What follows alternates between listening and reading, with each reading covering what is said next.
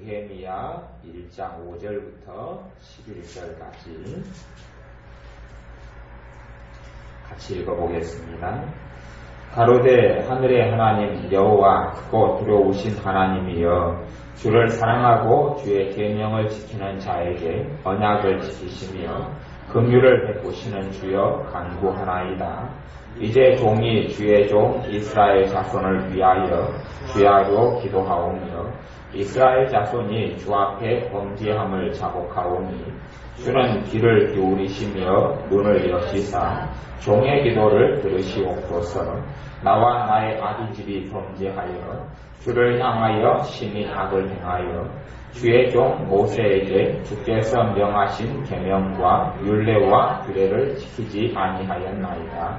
옛적에 주께서 주의 종 모세에게 명하여 가라사대 만일 너희가 범죄하면 내가 너희를 열국 중에 흩을 것이요 만일 내게로 돌아와서 내 새 계명을 지켜 행하면 너희 쫓긴 자가 하늘 끝에 있을지라도 내가 거기서부터 모아 내 이름을 두려고 택한 곳에 돌아오게 하리라 하신 말씀을 이제 청컨대 기억하옵소서. 이들은 주께서 일찍 큰 권능과 강한 손으로 구속하신 주의 종이요 주의 백성이니이다. 주여 구하오니 귀를 기울이사 종의 기도와 주의 이름을 경외하기를 기뻐하는 종들의 기도를 들으시고 오늘날 종으로 형통하여 이 사람 앞에서 은혜를 입게 하옵소서 하였나니 그때에 내가 왕의 술관원이 되었었느니라. 아멘. 우리는 과정이 없는 결과만을 많이 원할 때가 있습니다. 우리는 어떠한 과정, 가령 그러니 봄에 우리가 밭에 씨앗을 뿌리고 또 봄에 우리가 논에 모를 심어서 그리고 여름도 거치기 싫어하고 태풍도 거치기 싫어하고 바람도 거치기 싫어하고 바로 가을이 되었으면 하는 그러한 과정 없는 결과를 하나님의 자녀들이 원할 때가 많이 있습니다. 또 마찬가지지요. 우리의 삶 가운데 자식을 키울 때 되면 자식을 통해서 때로는 좋은 일도 보지만 굳은 일도 보고 힘든 것도 보고 어려움도 보고 그 과정을 통과해서 그리고 그 과정 가운데 우리가 끊임없이 자녀를 위해서 바르게 때론 질책하고 바르게 양육하고 바르게 사랑하는 과정이 없이 그냥 처음부터 우리의 기도 몇 마디만으로 아주 아름답고 멋지고 하나님께 쓰임받는 자식이 나기를 기대하고 소망하는 경우가 많이 있습니다. 그러나 하나님의 말씀을 잘 알고 하나님을 아는 사람들은 그것이 얼마나 허황된 기대고 헛된 기대인가를 명백히 사실은 알 수 있어야 하고 알아야 합니다. 하나님의 자녀들은 반드시 주님을 위하여서 꿈도 가져야 하고 소망도 가져야 합니다. 제가 말씀드리는 것은 나를 위한 소망, 나를 위한 꿈도 필요합니다만은 그것보다 더 우선적으로 주님을 위한 꿈과 주님을 위한 소망, 주님을 위해서 때로는 내 입장에서는 원대하게 보이는 것이라 할지라도 꿈꾸고 기도하고 생각하는 것이 필요합니다. 그런데 그러한 주님을 위해서 꾸는 꿈이라 할지라도 과정이 없이 결과만 생기는 경우는 없다는 이야기입니다. 하나님께서 우리를 예를 들어서 아주 부유하고 성공한 사람, 이름 날리는 사람을 만들어 주실 수 있습니다. 그러나 하나님께서는 과정 없는 결과만으로 그런 일을 벌이시지는 않습니다. 그래서 아무리 하나님의 사랑받는 하나님의 자녀의 삶이라 할지라도 과정이 없이 결과만으로 하나님 앞에서 쓰임받을 수도 없고 또한 하나님이 온전히 주시는 축복을 과정 없이 한 발 한 발 걸어가는 계단과 한 과정 지나가는 삶의 어떠한 때로는 눈물, 때로는 기도, 때로는 애통함, 때로는 감사함, 때로는 핍박 이러한 과정이 없이 아주 휘황찬란한 결과만을 원하는 하나님의 자녀는 그 결과를 절대로 거둘 수 없게 됩니다.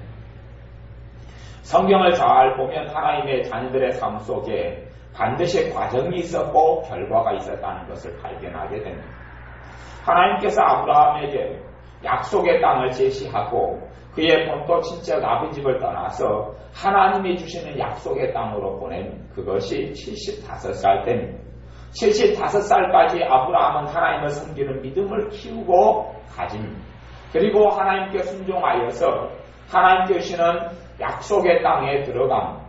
그리고 약속의 땅에 들어가니 모든 것이 잘 풀리고 잘 되는 결과가 기다리고 있었던 것이 아닙니다. 그에게는 오히려 어떤 나라 왕은 아브라함의 아내 사라를 보는 동안에 너무 사랑스럽고 여자가 이뻐서, 왜 여자가 60살이 넘었는데 그렇게 이쁜지는 모르겠습니다. 나중에는 심지어는 아브라함의 아내 사라가 80이 넘었는데도 사람들 눈에는 너무 이쁜, 그래서 그 여자를 가로채고 싶어서 그 남편을 죽일 정도의 위협을 아브라함은 겪습니다. 아무런 어려움이 없었던 것이 아닙니다. 그 과정들을 겪고 하나님께서는 약속하여 주시기를 내 후손이 하늘의 별처럼 땅의 모래처럼 많아지되 약속함. 그것이 과정이 없이 한순간에 하나님의 사람, 하나님의 벗이라 이끌어지는 아브라함에게 이루어졌다고 생각하면 그것같이 큰 오상과 어리석음도 없습니다. 하나님의 대단한 능력의 사람, 죽음을 보지 않고 승천한 엘리야라 할지라도 그가 환난을 당하지 않고 그가 어려움을 당하지 않고 마지막에는 정말 좋고 아름다운 결실을 거두고 죽음을 보지 않고 하나님께서 불말과 불병거를 타고 승천했지만 그가 절망을 통과하지 않고 어려움을 통과하지 않고 고난을 통과하지 않고 애통을 통과하지 않고 그런 과정이 없이 화려한 결과만 있었다고 생각하면 하나님을 전혀 모르는 것입니다. 하나님께서는 절대 과정 없는 결과만을 허락하시지 않습니다. 하나님의 백성들이 하나님의 심판을 받아서 포로가 됩니다. 포로가 되고 하나님의 약속대로 70년 동안에 남의 땅에서 포로로 지내고 노예로 지내고 남의 땅에 타향민으로 지냅니다.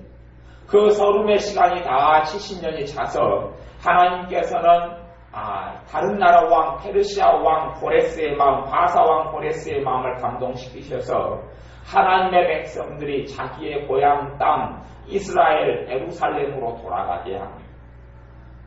70년이 지났으니 이제는 70년이 다 지나가서 우리가 하나님께서 귀환하게 해주셨는데 우리 고향 땅에 돌아가니 정말로 이제는 복된 삶과 복된 일만 남았도다. 그런 일이 없었습니다. 하나님께서 귀환시켜 주셔서 하나님께서 자기 고향에 자기 땅에 자기 조국에 돌아가게 하셨는데 거기서도 무수한 과정과 환란이 기다린, 그리고 거기에서 성전을 다시 짓습니다. 과거에 솔로몬이 지었던 아름답고 대단한 성전이 아니라 정말 보잘것없는 성전을 짓습니다. 보잘것없는 성전. 그래도 하나님께서는 그 성전에 대하여 하나님과 만나는 성전에 대하여 그렇게 약속해 주십니다. 과거 솔로몬의 성전보다 이 성전이 더 영광스러우리라 이렇게 약속해 주십니다. 성전을 지은 사건이 성경에는 학계라든지 스가랴에 나와 있습니다. 그것이 500몇 년에 있었던 일이고, 그리고 시간이 흘러서 요 느헤미야 때는 주로 역사적으로 이야기하기를 한 445년경이라고 그러고 거의 100년이 지난 시간. 그동안에 하나님의 백성은 자기 고향 땅에서 무슨 일을 당하고 있어요? 자기 고향 땅에 돌아와서 이제는 희희낙낙하고 즐겁고 감사가 넘치고 너무 좋았다? 아니요. 그런 일이 있었던 것이 아닙니다. 100년이 흐르는 동안에 항상 어려움을 겪고 살았습니다. 하나님의 성전을 지어서 예배를 드리고 기도를 해도 그들의 고통과 환란이 100년 가까이 흐르는 동안에 가시지를 않았습니다. 이유가 뭐냐 하면 과거에는 그들을 지키는 성이 있어야 합니다. 성이. 외적의 침략도 막을 수 있는 성을 지어야 합니다.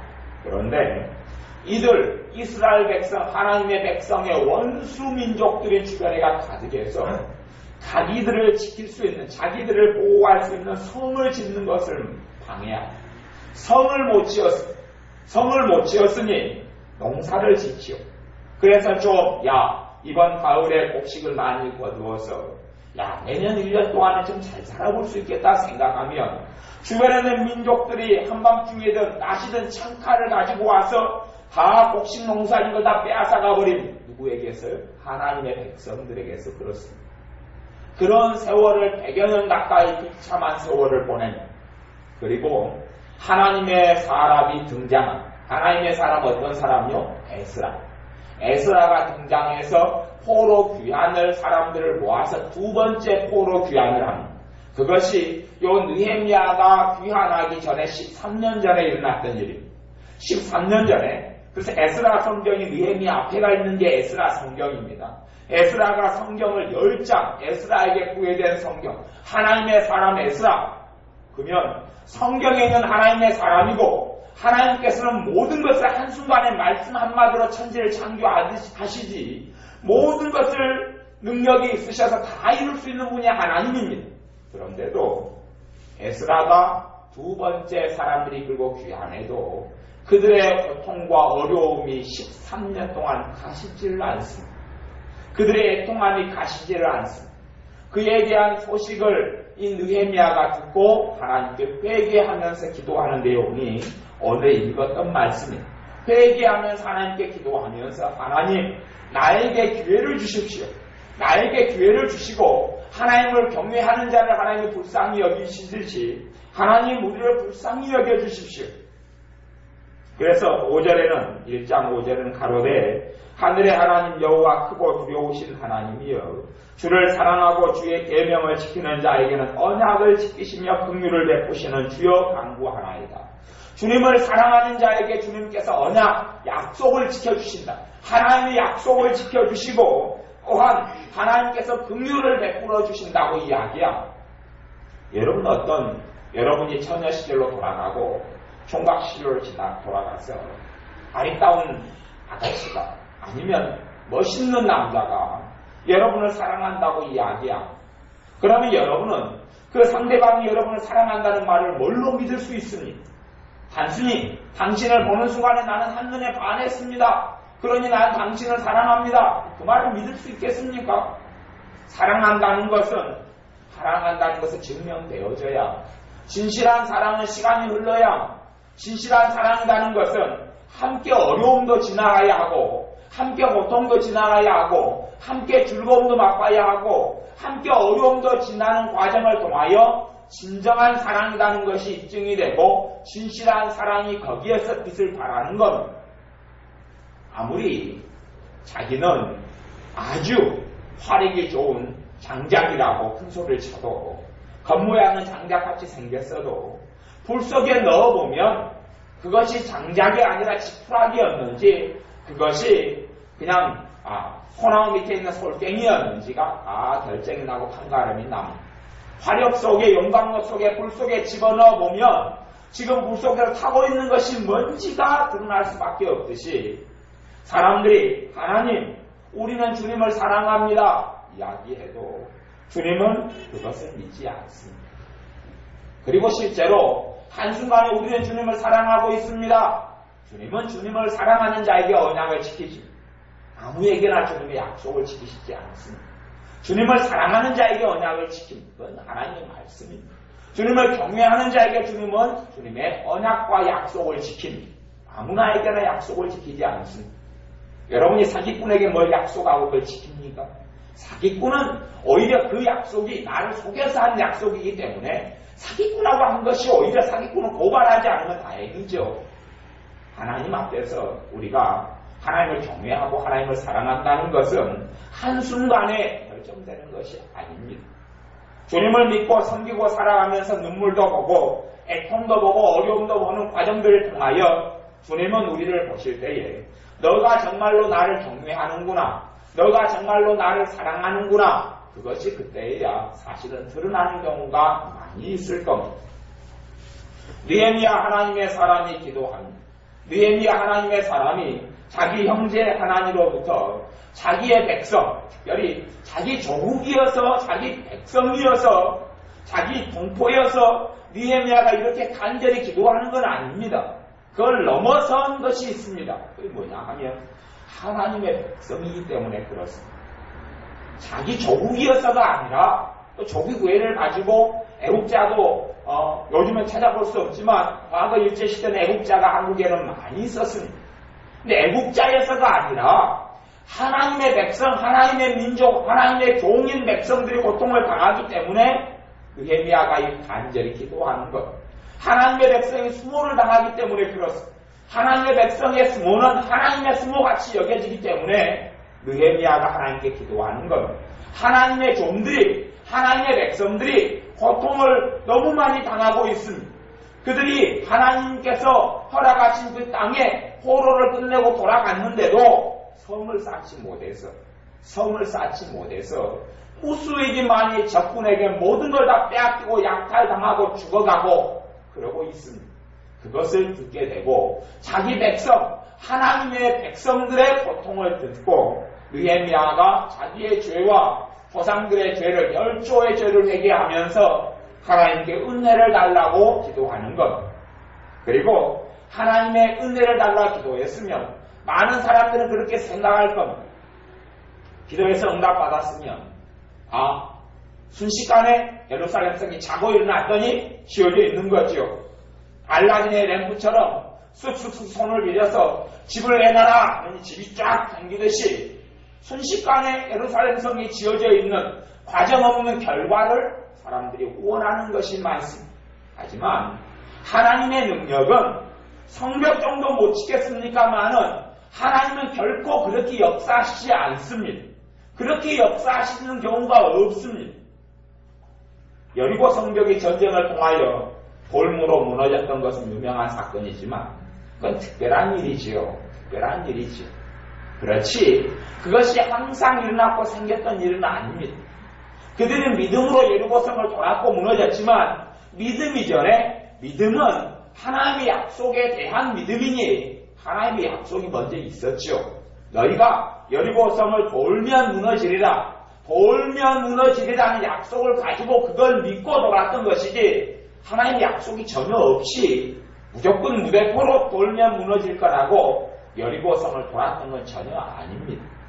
그러니 예루살렘이 지켜지는 것, 하나님의 백성이 살아남는 것도 아마 백성들이 그렇게 기도 안 했겠습니까? 하나님, 우리가 1년 동안 다 농사 지어놓고 애쓰게 양을 키워놓고 애쓰게 염소를 키워놓고 좀 살아볼만하니 주변의 민족들이 와서 다 약탈해 가버리고 우리를 비참하게 발 뻗고 잠자지도 못하고 이 비참한 지경인데 하나님 응답해 주셔서 내 주변 민족들을 다 쓸어주십시오. 기도 안 했겠습니까? 하지만 그 기도가 이루어지지가 않습니다. 하나님은 그런 식으로 응답하지 않기 때문에 그렇습니다. 허황된 기도에 불과합니다. 아무리 학사 에스라, 하나님의 사람 에스라가 귀환해서 그들과 함께 했어도 13년 동안 느헤미야가 출발하기 전에 13년 전에 학사 에스라가 2차 귀환을 해서 있었어도 그 어려움은 가시지를 않습니다. 하나님의 사람 에스라의 고통도 가시지를 않습니다. 과정을 알아야 합니다. 그러니 사실은 나이가 젊건 나이가 많든지 간에 하나님 앞에 살아가는 삶의 과정 없이 결과만을 한 단계 과정 없이 우리는 너무 엘리베이터를 좋아합니다. 엘리베이터여서 그냥 쑥 하는 엘리베이터는 당연히 1층에서 타면 금방 20층까지도 엘리베이터는 올려줍니다만은 인생이라는 것을 하나님은 절대 그렇게 계획하시지도 않았고 그렇게 이끌어가지도 않았습니다. 그런 것이 있다면 하나님의 사사 삼손이 비참하게 눈이 뽑혀서 그 기둥을 잡고 기둥을 무너뜨리면서 적군과 함께 자살할 일이 어디가 있겠습니까? 그런 것이 아닙니다. 하나님을 이해하고 오해하고 알지 못하는 사람들은 끊임없이 과정 없이 결과만을 놓고 기도합니다. 그리고 결과만을 놓고 기도하는 기도가 결코 응답되지 않기 때문에 스스로 실망하고 스스로 하나님에 대한 원망을 만들어내고 스스로 불만을 만들어내고 스스로 불평불만함 스스로 믿음이 약해지는 이유는 자기가 과정 없는 결과를 원했다는 것은 전혀 이해하지 못하고 하나님이 안 들어주었다는 거지요. 하나님은 과정 없는 결과의 기도를 안 들어줍니다. 그렇게 했으면 느헤미야가 한 단계 과정을 겪고 기도할 리가 없습니다. 느헤미야의 기도가 4개월 만에 응답이 됩니다. 4개월 만에 응답이 되어져서 느헤미야가 술관원장이 됩니다. 왕을 옆에서 섬길 수 있는 자리에 서게 된다는 이야기입니다. 그러니 느헤미야가 자기 백성 민족들이 잘 살 수 있도록 잘 살기 위해서 무엇이 필요하느냐? 성벽을 건축해야 한다는 것이 필요하고 성벽 건축을 위해서 느헤미야가 기도하는 겁니다. 그리고 어느 날 왕이 느헤미야에게 4개월이 지난 다음에 묻는 것이 느헤미야 2장의 내용입니다. 느헤미야에게 묻습니다. 느헤미야야, 너가 나 옆에서 나를 수종드는 자인데 너 얼굴에 왜 색이 있느냐? 너 얼굴에 색이 내가 지금 너를 알기에는 너에게는 병이 없다는 것을 알고 있는데 너 얼굴에 근심이 왜 많이 있느냐? 근심의 이유가 무엇이냐? 그렇게 묻습니다. 너 얼굴에 병이 없는데 왜 근심이 있느냐? 왕이 묻습니다. 4개월 만에 시간이 지나서 기회가 옵니다. 기회가 와서 2장에 보면 2장 3절에 그렇게 이야기합니다.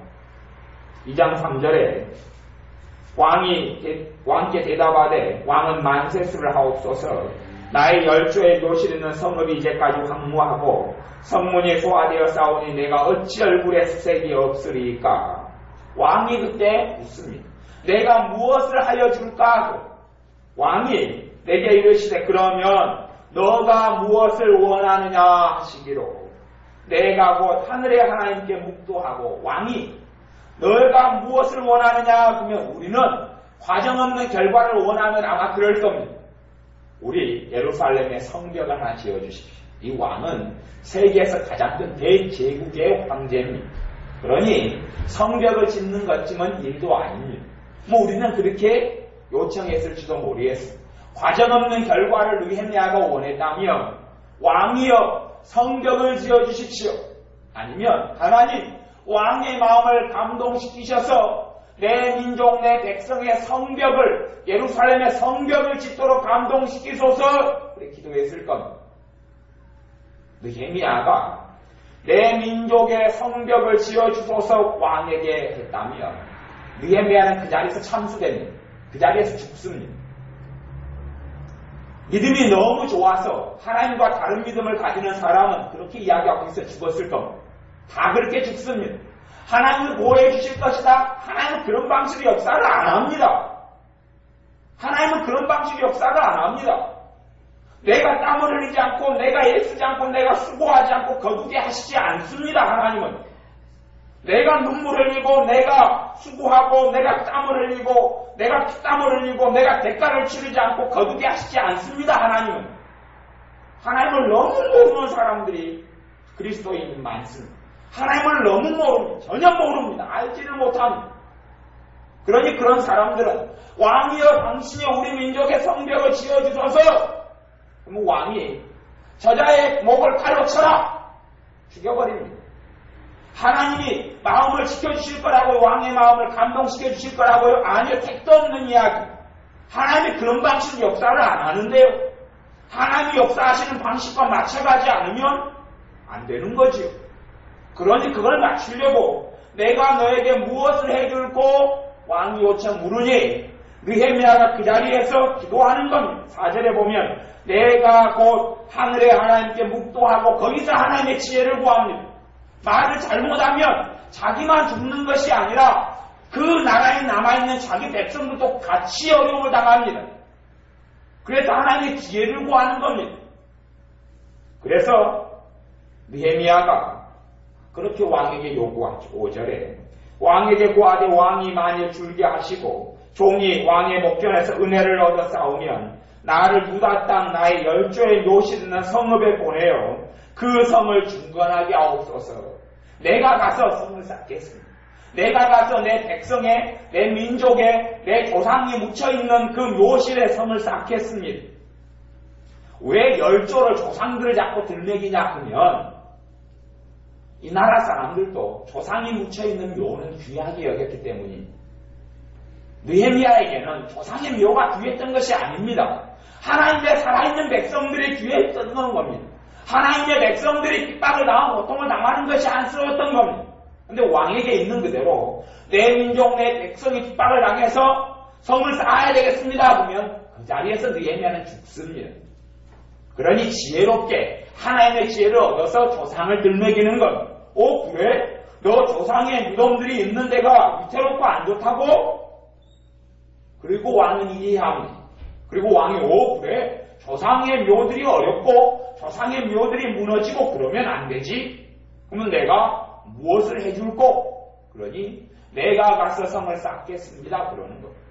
이게 하나님의 역사가 이렇게 흘러가는 것. 당시에 쌓아주소서 그럼 그 자리에 죽습니다. 왜냐하면 반역을 일으키는 거기 때문에 그렇습니다. 자기가 이 나라가 식민지로 정복을 했는데 거기가 성을 쌓겠다는 이야기는 우리가 당신에게 일어나서 반란을 일으키겠습니다. 그런 거지요. 그러니 그들이 죽을 수밖에 없습니다. 느헤미야가 죽을 수밖에 없습니다. 이게 아니라 내가 성을 쌓겠습니다. 그러고 이해를 시킵니다. 지혜롭게 이야기합니다.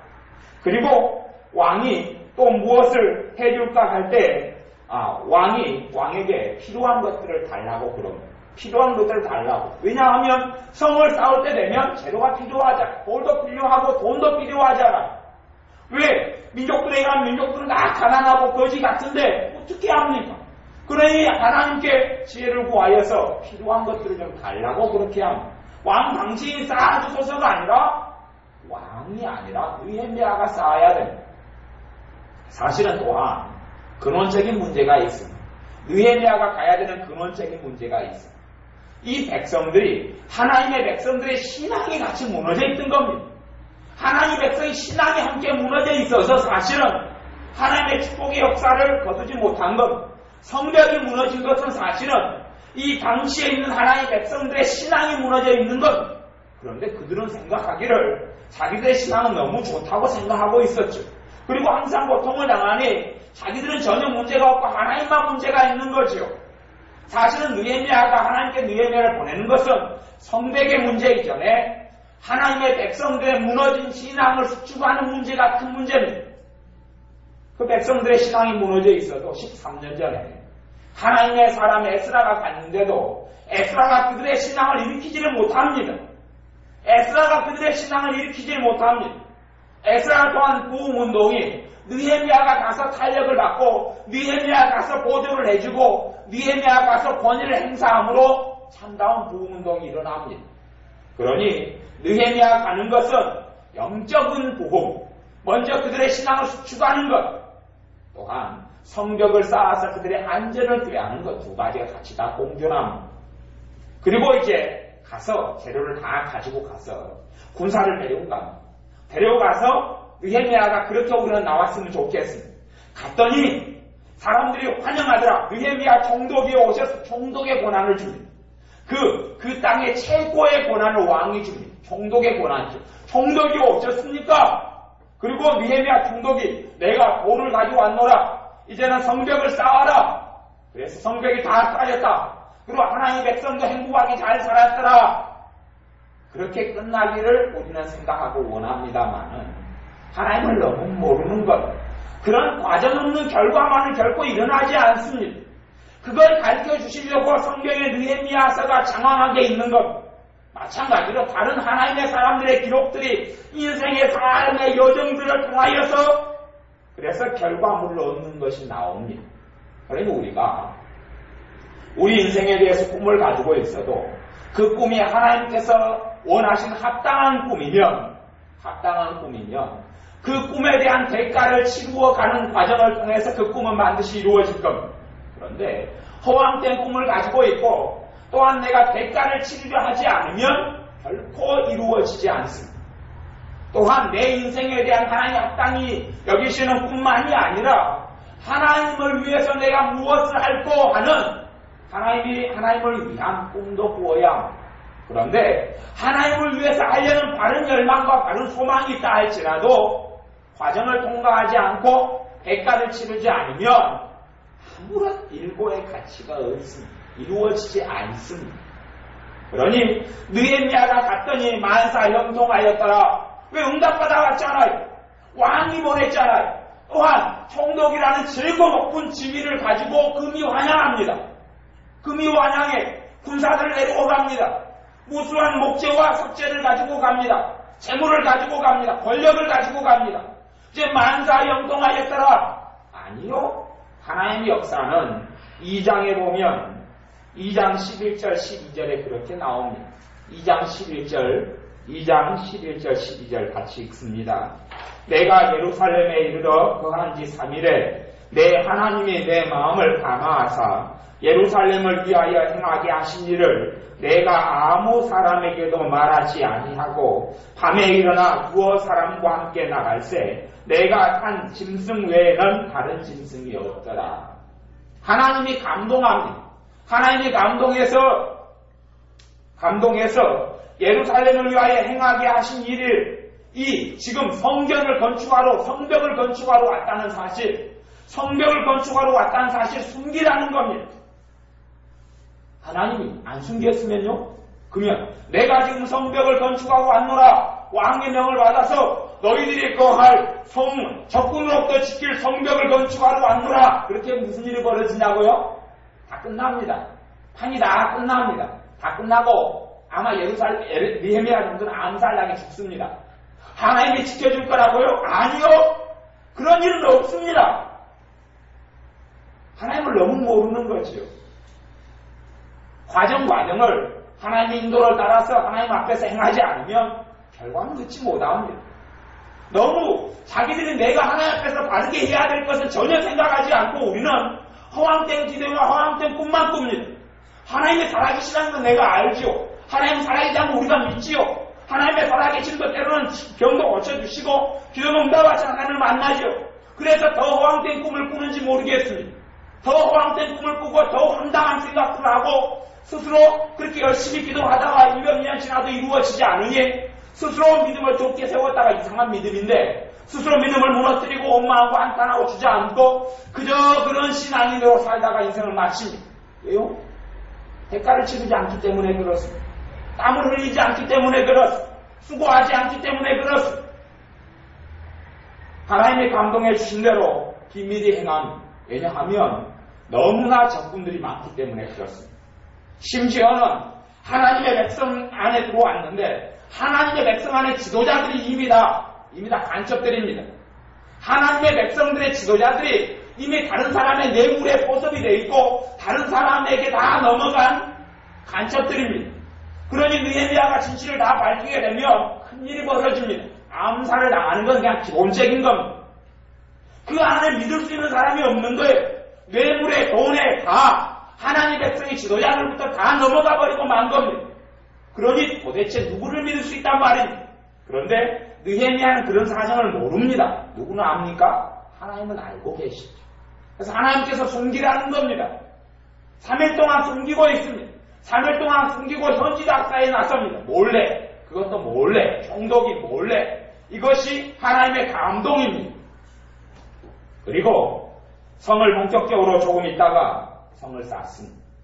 성을 쌓아가는데 사람들이 협조를 통하여 성을 쌓아갑니다. 아마 백성들 입장에서는 기도가 자기들의 수고 없이 이루어지는 것처럼 보일지도 모르겠습니다. 느헤미야는 이 과정을 하나님께 순종하고 하나님의 지혜를 받아서 하나님의 기도 응답으로 한 단계 한 단계 지납니다. 백성의 입장에서는 하나님 우리도 성벽이 있어서 발벗고 자게 해주세요. 우리도 걱정 없이 불안 없이 초조함 없이 평안하게 살게 해주세요. 했겠지요. 그런데 이 백성에게도 과정이 없었느냐? 과정이 있었어요. 느헤미야처럼 하나님께 쓰임받지는 않았지만 하나님은 그 기도에 응답하시기 위해서 느헤미야가 필요했습니다. 그 기도에 응답하시기 위해서 신앙의 부흥이 필요했고 그 통로로 에스라가 필요했습니다. 또한 직접 백성 한 명도 예외 없이 자기들이 다 성벽을 쌓아야 했습니다. 각기 자기의 구간들을 맡아서 어디서까지는 누구네지, 어디서까지는 누구네지 가정마다 맡아서 성벽을 다 쌓아야 했습니다. 수고 안 했다고요? 아니, 다 수고했습니다. 다 자기 몫의 일을 다 감당했습니다. 자기 몫의 불안을 다 통과하고 어둠을 다 통과했습니다. 두려움을 다 통과했습니다. 그래서 얼마 시간 지난 다음에 성벽이 다 쌓아져서 완공했다고요? 아니요. 그 다음부터 누누이 많은 어려움들이 그 다음에 나옵니다. 하나님이 보냈고 하나님의 기도 응답 받아왔고 왕이 보냈고 왕이 많은 걸 주었고 군사도 있고 총독이고 권세도 있고 성벽이 이제 쌓아서 이제 완공됐다? 아니요. 아니요, 그런 일이 없습니다. 그 다음부터도 무수하게 중상모략에 시달립니다. 또한 지도자라는 사람들의 해면을 속입니다. 겁을 줍니다. 주변 민족들이 와서 내가 너를 죽여버리리라 협박합니다. 그리고 그 협박과 그 고통과 고난을 한 단계 한 단계 넘어가는 것이 3장부터 쭉 나오는 겁니다. 그 과정을 이해하지 못하고는 하나님을 절대 이해할 수가 없습니다. 하나님의 능력이 부족하냐고요? 아니요. 하나님은 그렇게 행하시는 겁니다. 우리가 생각하는 하나님이라면 그럴지도 모르겠습니다. 예수님이 땅에 오셨습니다. 왕으로 차라리 와버리지요. 황제로 와버리지요. 황제의 자식으로 와버리지요. 그리고 많은 부를 가지고 있는 사람으로 와서 돈을 막 물 쓰듯이 나눠줍니다. 그리고 주님 명령에 다 순종할 만한 이 세상에 가장 존귀한 자리에 위치해 앉아있다가 때가 되면 그냥 아무 고난 없이 따라 그냥 죽습니다. 너무 이 땅 위에서 떵떵으로 큰 소리 치고 존경받고 인정받고 살다가 십자가에 그냥 단순히 딱 죽습니다. 그러놓고 우리 죄를 위해서 죽으셨다? 그렇게 왜 못하겠습니까? 그렇게 왜 못하겠습니까? 주님이 오셔서 뭐라고 40일을 금식합니까? 우리를 위해서. 아니 그런 것이 필요 없잖아요. 왜 우리를 위해서 가난하게 삽니까? 왜 우리를 위해서 모함을 당하고 삽니까? 왜 주님이 그 길로 가셨냐 하면 주님을 하나님 아버지를 아시기 때문에 그렇습니다. 하나님은 사람들이 생각하는 과정 없는 식으로 이끌어가지 않습니다. 젊은 사람이 자기가 하나님께 쓰임받기를 원하, 나이든 사람이 하나님께 쓰임받기를 원하, 신앙과 믿음과 인격을 준비하지 않으면 하나님이 절대 쓰지 않습니다. 20년 지난 다음에 쓰신다고요? 아니요, 그냥 늙어 죽습니다. 그냥 늙어 죽습니다. 자기 그릇을 준비하지 않은 사람을 하나님은 쓰신 적이 없습니다. 하나님은 자기를 깨끗하게 하시는 그릇을 사용하시느니라. 그것도 1년 만에 빈곤한 처지에서 놀라운 자를 세우고, 하나님은 그렇게 역사를 안 하십니다. 그렇게 역사하셨다면 성경은 허황된 이야기로 가득했을 겁니다. 성경은 아주 신기한 동화책이 됐을 겁니다. 성경은 우리가 생각하는 상식에 근거한 말씀이 아니게 되었을 겁니다. 분명히 주님께서 파도와 바람도 잠잠케 하셨지만 하나님의 자녀들에게 행한, 자연에게는 그렇게 행하셨지만 하나님의 자녀들에게 인생사에 일어나는 삶의 방식은 결코 그런 방식이 되어지지 않았습니다. 사도 바울이 사울이었을 때 다메섹에서 주님을 만나면 하루아침에 그가 뒤집어져가지고 그래가지고 그가 사도로서 하나님 일을 멋있게 하고 살다가 죽었노라. 그렇게 성경 기록이 안 됩니다. 그렇게 안 됩니다. 주님 만나고 그는 소경이 됩니다. 3일 동안. 소경이 되어졌다가 겨우 소경에서 풀어나고 주님의 제자 아나니아의 기도를 통하여 성령 충만을 받고 그 다음에부터 조금 지난 다음에 벌써 사울을 죽이려고 합니다. 그래서 도망갑니다. 도망자 신세로 전락합니다. 주님을 만나고 사명을 받고 그랬는데 주님께서 그를 사용합니까? 아니 사용하는 건 맞죠. 하지만 주님의 역사는 주님 때문에 죽을 위협을 당해서 성에서 몰래 줄 타고 내려와서 광주 타고 내려와 도망가는 겁니다. 무슨 일이 있습니까? 도망가는 거죠. 그리고 광야로 아라비아에서 광야에서 3년간 지내고 어디에서 지내고 떠돌아다닙니다.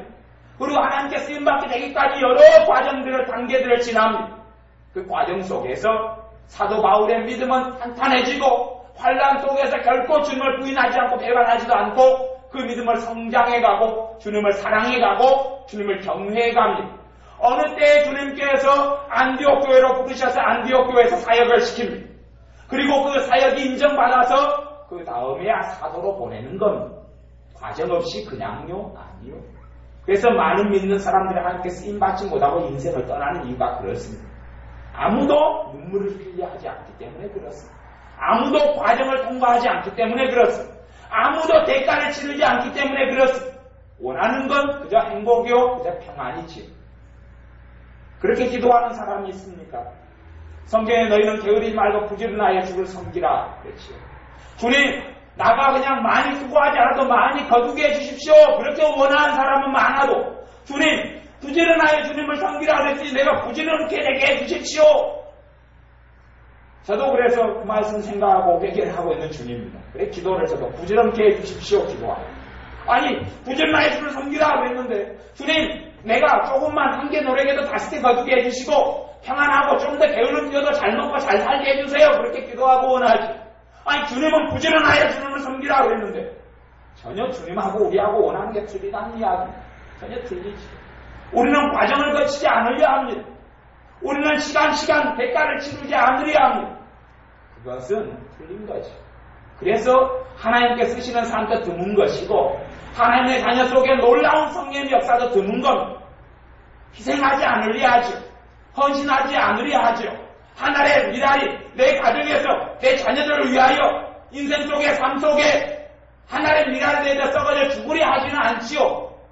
그리고 내 욕심 내 생각 다 챙기면서 내 평안 내 안일 내가 좋은 것들 다 취하고 살면서 하나님의 신 축복을 가득 누리려 하죠.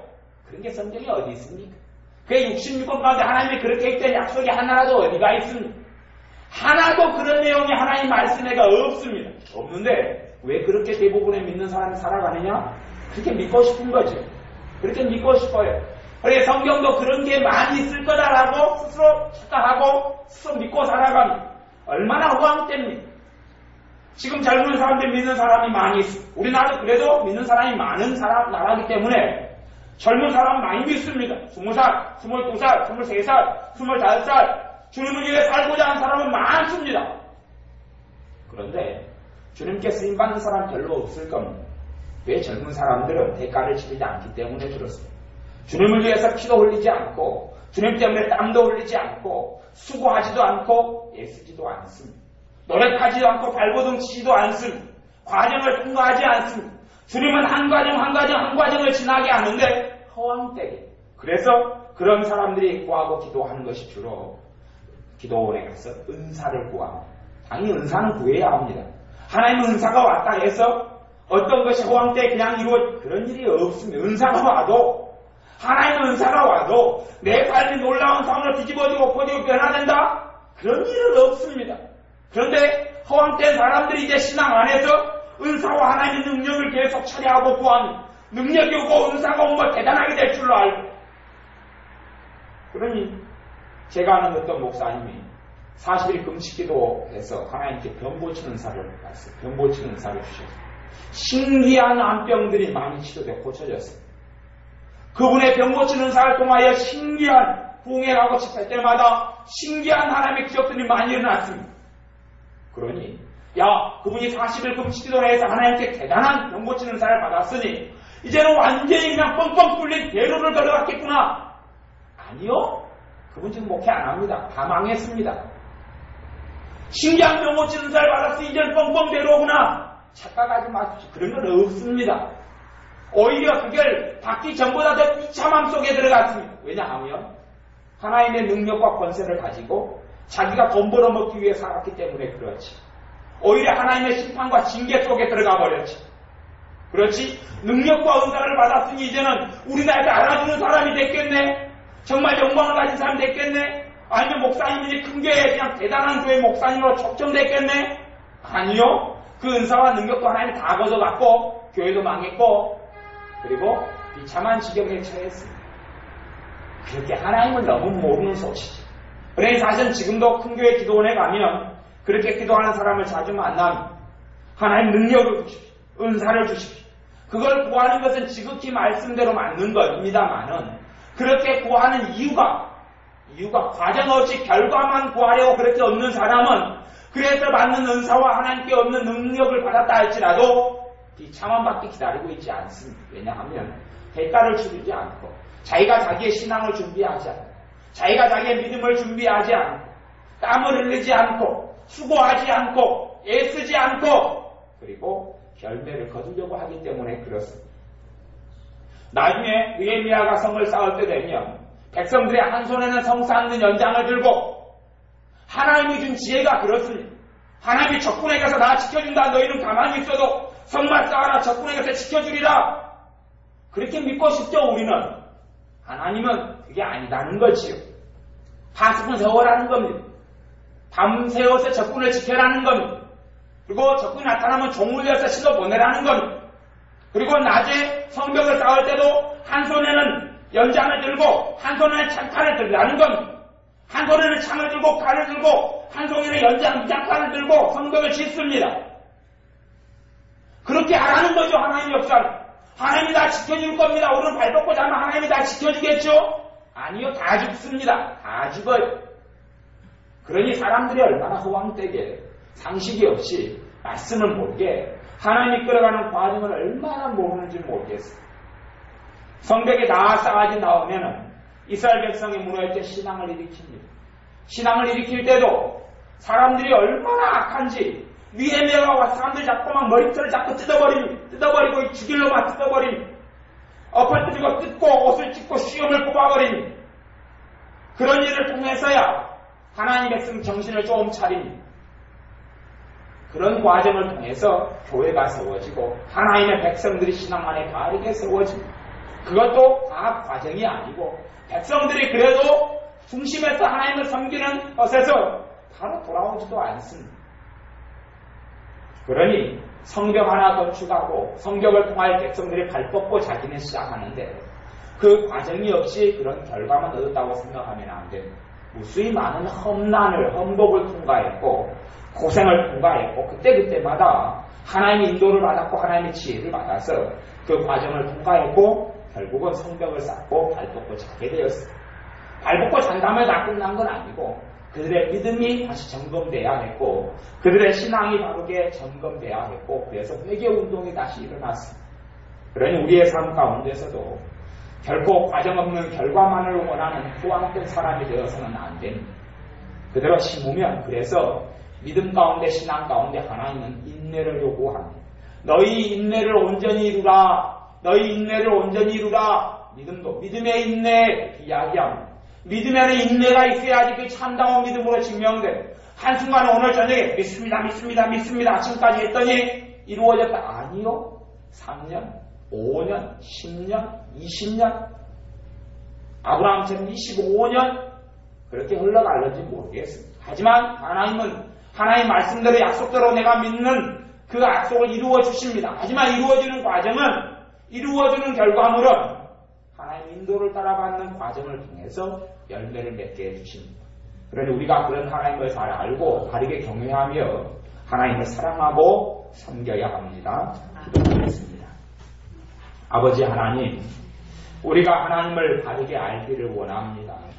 하나님을 바르게 알고 하나님의 백성들, 하나님의 선지자들, 하나님의 사람들을 하나님께서 어떤 과정을 통해서 다루셨는가를 어떻게 이끌어 들이셨는가를 우리가 잘 보고 잘 살피고 알아서 하나님이 우리의 인생과 삶을 이끌어 나가는 방식을 우리가 이해할 수 있게 하여 주옵소서. 바르게 깨닫고 알게 하여 주셔서 땀을 흘리게 하시고 하나님 주시는 축복의 열매들을 거두기 위하여 대가를 치르는 것을 배우게 하여 주옵소서. 인내하고 인고하는 것을 배우게 하여 주옵소서. 때로는 고난도 통과하고 환난도 통과하는 믿음의 용사들이 되게 하여 주옵소서. 그러므로 최종 결과에는 하나님을 위하여 영광 돌리는 아름다운 삶의 결과물이 우리의 인내하는 믿음을 통하여 이루어지게 하여 주옵소서. 예수님의 이름으로 기도하옵나이다. 아멘. 기도하겠습니다.